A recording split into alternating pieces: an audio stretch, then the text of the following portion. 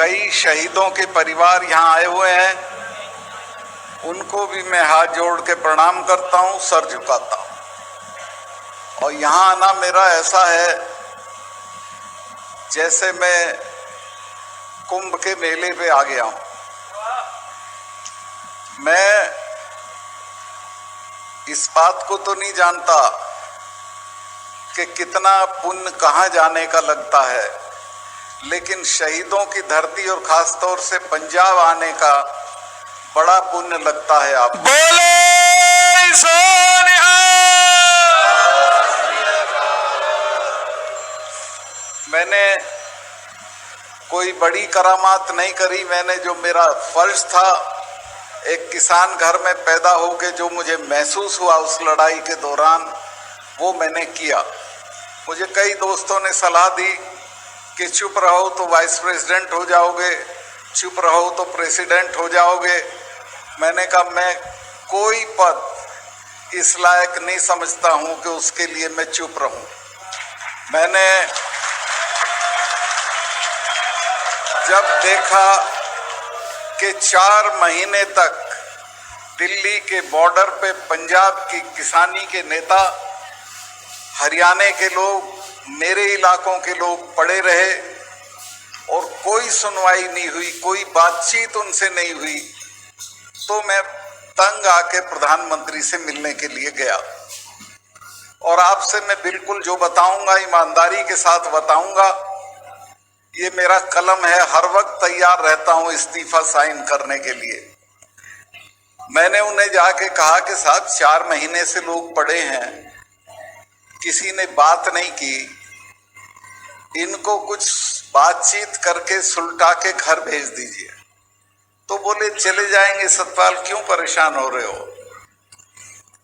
तो उन्होंने हल्के में लिया उसको। मैंने कहा साहब आप एक गलती कर रहे हैं, आप जिनके बारे में बात कर रहे हैं उनको जानते नहीं हो। ये ऐसे ही उठ के नहीं जाएंगे, तब जाएंगे जब आप चले जाओगे। और खास तौर से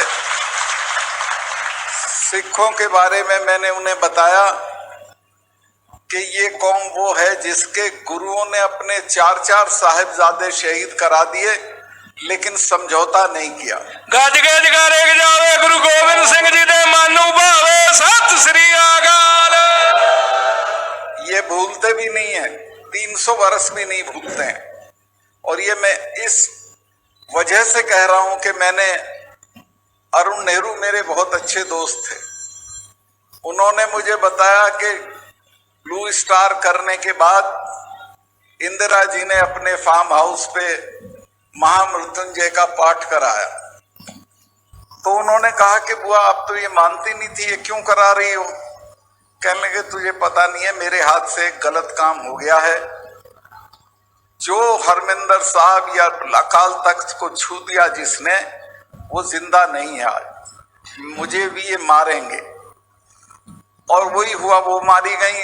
फिर जनरल वैद्य मारे गए, और आपके लोगों ने तो लंदन तक जाके डायर को मारा, सैंडर्स मारा। तो ये मैं कहा भूलते नहीं है, इनसे पंगत, जिस कौम से लड़ो पहले जान लो किससे लड़ रहे हो।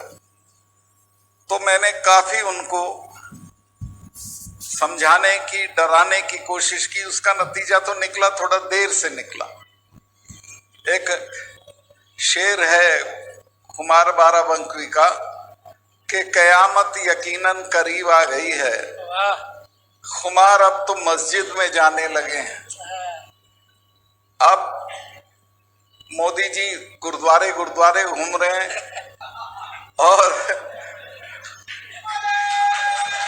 बुला बुला के बात कर रहे हैं। लाल किले पे भी सर पे कपड़ा बांध के बैठ गए थे। तो मैं कहा साहब ये पहले से कर लेते तो हमारे 700 लोग नहीं मरते। मैंने कहा 700 लोग शहीद हो गए और कोई कुतिया भी मरती है तो आपके यहाँ से शोक संदेश जाता है। कुछ नहीं आपने कहा, ना पार्लियामेंट ने कुछ कहा। तो इतना नहीं इग्नोर करना चाहिए इन लोगों को। तो उनकी समझ में आया, माफी भी मांगी और वो कानून भी वापस लिए। लेकिन अभी भी प्रेस यहाँ हो तो मैं कह सकता हूं कि अभी भी ईमानदारी नहीं है सरकार के रुख में। ना तो एमएसपी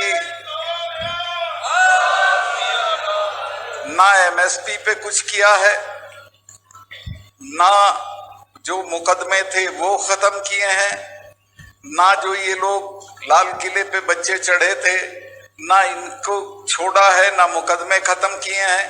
बल्कि मैंने तो कई जगह ये कहा कि लाल किले पे अगर किसी को चढ़ने का हक है तो मैं मानता हूं कि वो प्रधानमंत्री का हक है, लेकिन उसके बाद अगर किसी का हक है तो सिखों का हक है, क्योंकि उनके गुरु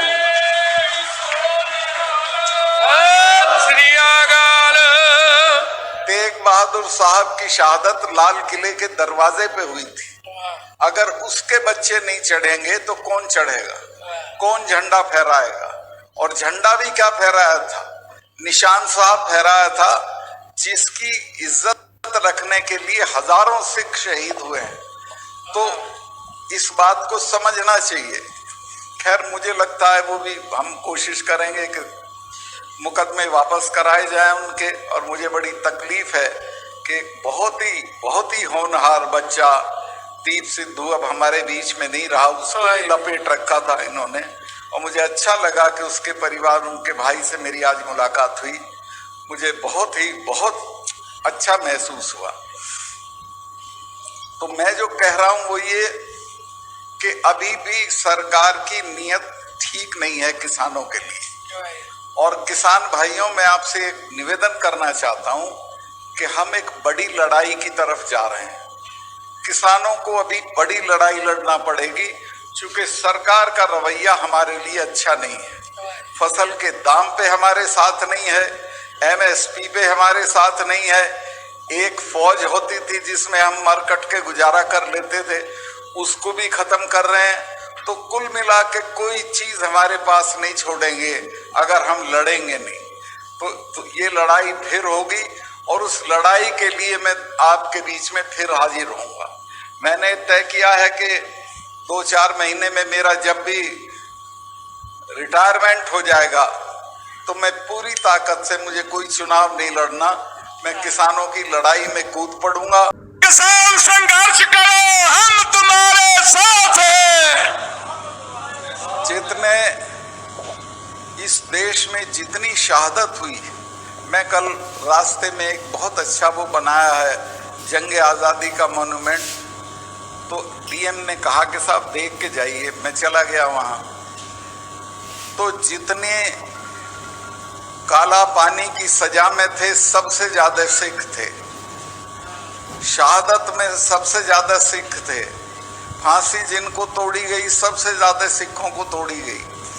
और देश के इतिहास में उनको जो जगह मिलनी चाहिए थी वो नहीं मिली है, उसको हम छीन के लेंगे। जगारे के जावे ने हाले जावे, शहीदां ਸਿੰਘਾਂ ਦੇ ਮਨ ਨੂੰ ਭਾਵੇ। सत श्री अकाल।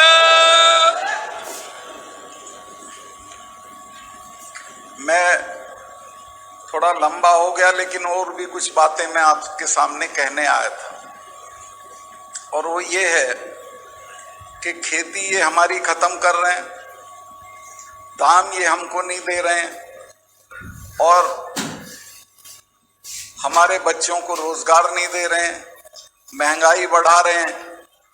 तो अब हमको ये सोचना पड़ेगा कि हम तरक्की कैसे करें। हमारे पास रियासतें नहीं हैं, महल नहीं है कि हम उनमें होटल खोल देंगे, कुछ नहीं है। सिर्फ एक चीज बचती है और वो है तालीम। आपको सुनने में अटपटा लगेगा, लेकिन एक ही चीज से हम इनसे लड़ सकते हैं, और वो है अपने बच्चों को बढ़िया से बढ़िया जगहों पे तालीम दिला के।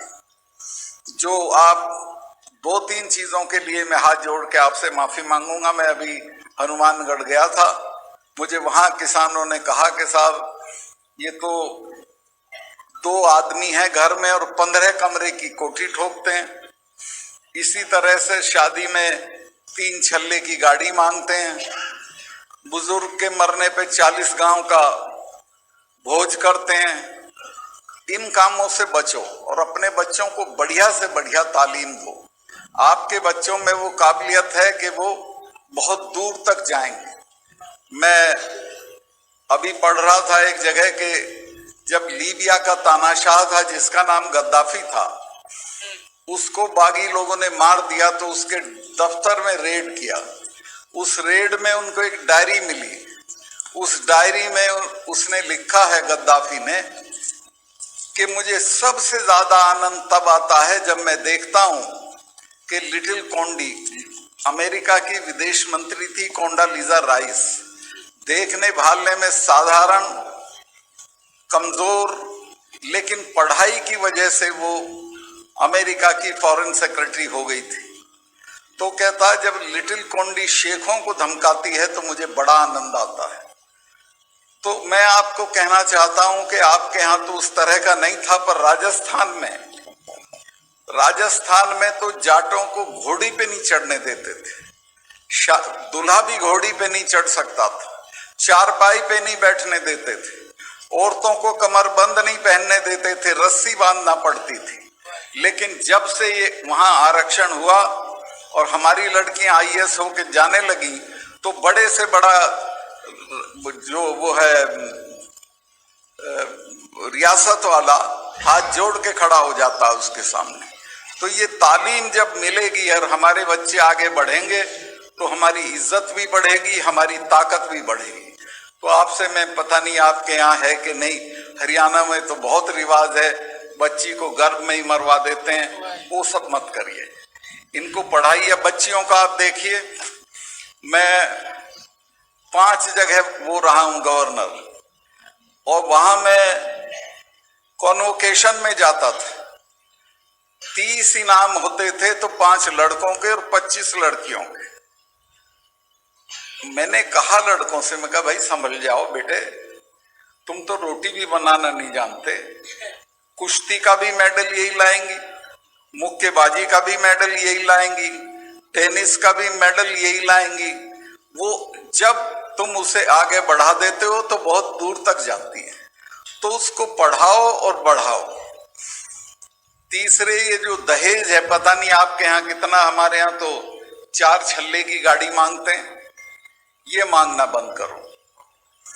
चौथा, जो आपके यहाँ है उसमें मैं दखल करूंगा तो मेरी कोई सुनवाई नहीं करेगा, वो है नशे का कारोबार। इस पे आप सख्ती से निपटिए। बेटी से तो पूछते हो कहाँ गई थी और कब आई, बेटे से ये नहीं पूछते कहाँ गया था।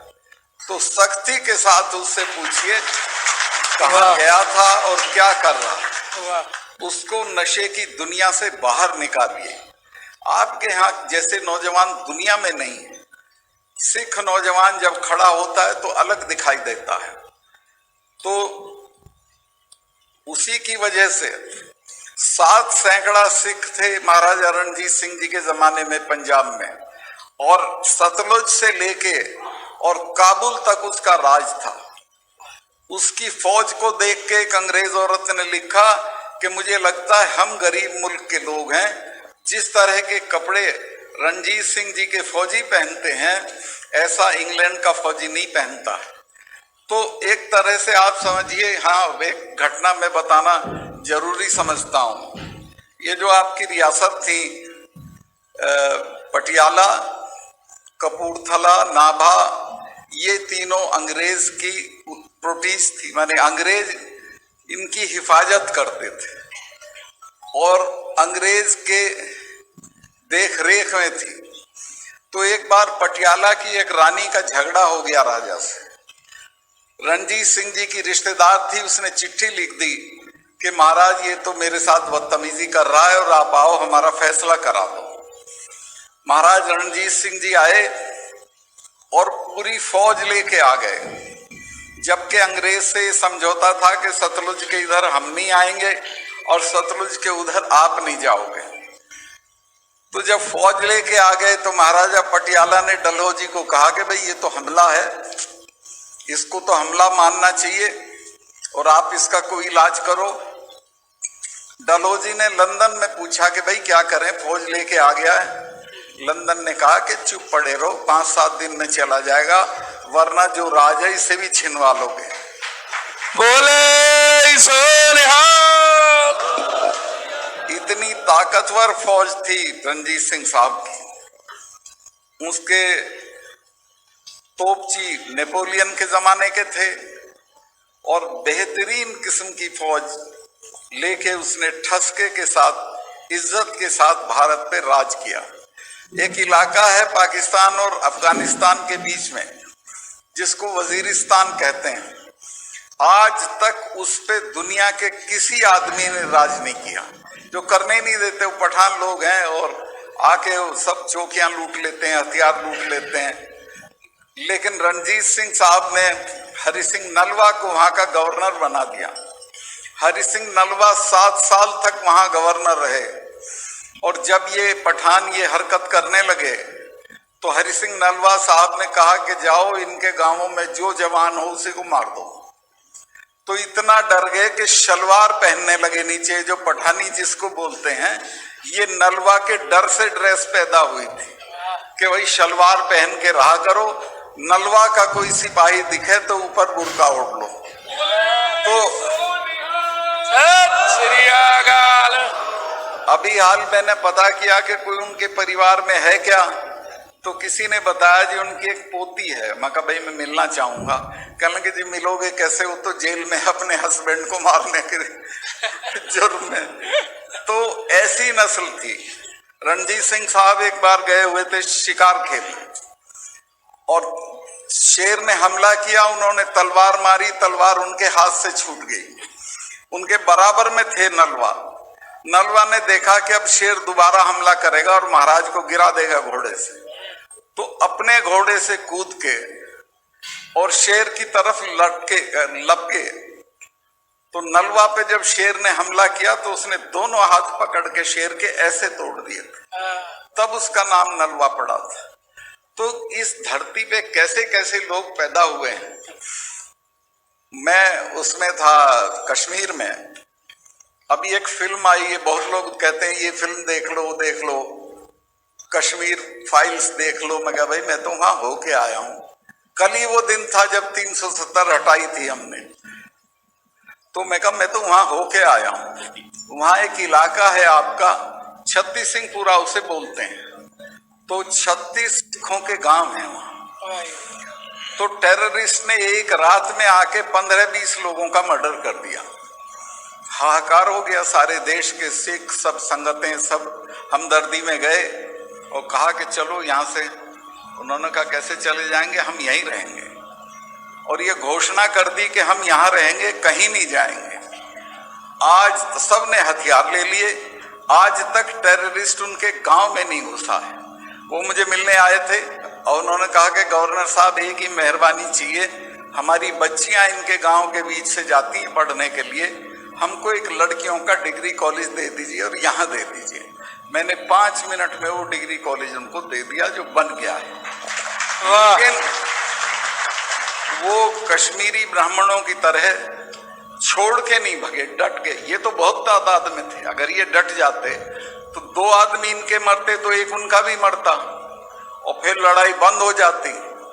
खैर वहां सिखों ने कमाल करके दिखाया और आज छत्तीस सिंहपुरा लोग देखने जाते हैं कैसे लोग। इसके अलावा मैंने 1 साल में 44 कॉलेज दिए, 4 मेडिकल कॉलेज दिए और जाट और सिख जब भी मेरे से मिलने आते थे तो छूटते ही कहते थे रणजीत सिंह के बाद हमारा आदमी आया, चूंकि महाराज का भी वहां शासन रहा था। बोले सो निहाल। उन्होंने जहां जहां कॉलेज मांगे मैंने कॉलेज दे दिए और आज ये हालत है। हाँ, बॉर्डर के साथ इनके गांव पड़ते हैं, तो वहां जो हमला होता था पाकिस्तान की तरफ से, टेररिस्ट इधर उधर से आ जाते थे, तो वो उसका सबसे ज्यादा जो दबाव पड़ता था सिखों पे, जाटों पे और ये जो गुजर लोग पशुपालन करते हैं। तो मैंने ये कर दिया कि बॉर्डर के 10 किलोमीटर तक सबको आरक्षण कर दिया, सबको रिजर्वेशन कर दिया और आज सबके बच्चे वो आरक्षण ले रहे हैं।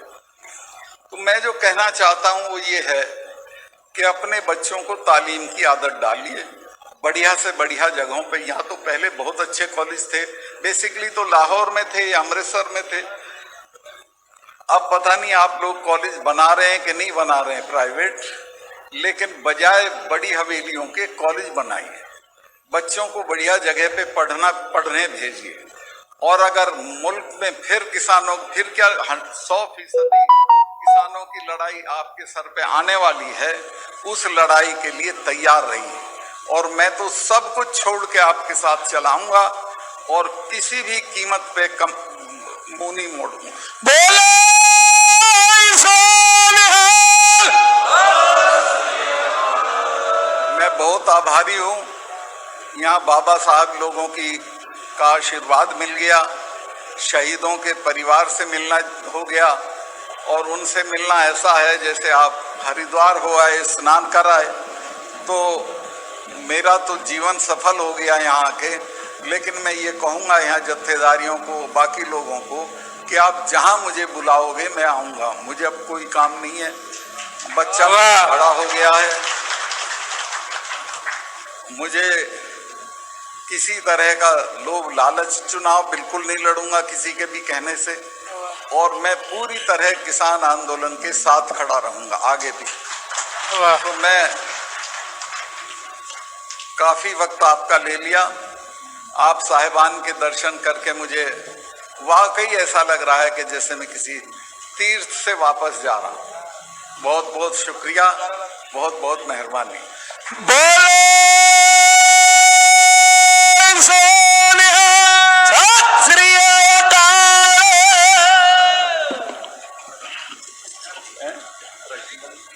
हाँ, जो बंदियों का जिक्र किया है वो मुझे मालूम है, क्योंकि मेरी इनसे बात हो चुकी है।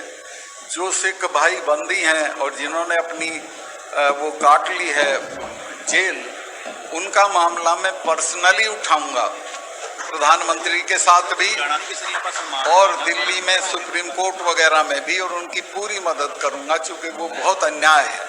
अभी तो राजीव गांधी के हत्यारे भी छूट गए, इनका तो पूरा हो गया है टर्म, ये तो छूट ही जाने चाहिए बंदी सिखों के लिए।